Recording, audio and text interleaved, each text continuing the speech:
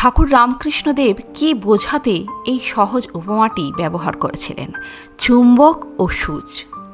চলুন শুনে নেওয়া যাক। একদিন শ্রীরামকৃষ্ণ ভক্তদের বোঝাচ্ছিলেন কেন আমরা ঈশ্বরকে অনুভব করতে পারি না। তিনি বললেন, একটি সূচ যদি কাদায় মাখা থাকে তাহলে চুম্বক তাকে টানতে পারে না। চুম্বকের টান সবসময়ই আছে, কিন্তু কাদা থাকলে সেই টান কাজ করে না। তারপর তিনি ব্যাখ্যা করলেন, এই সূচের মতোই আমাদের মন, কামনা, বাসনা, আসক্তি, এইগুলোই সেই কাদা, আর ঈশ্বর হলেন চুম্বক, যিনি সর্বদা আমাদের দিকে টানছেন।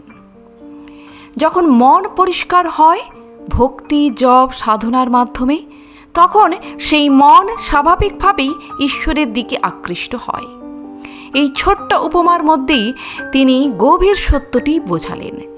ঈশ্বরকে পেতে বাইরে কোথাও যেতে হয় না, শুধু নিজের মনকে শুদ্ধ করতে হয়। প্রণাম ঠাকুর।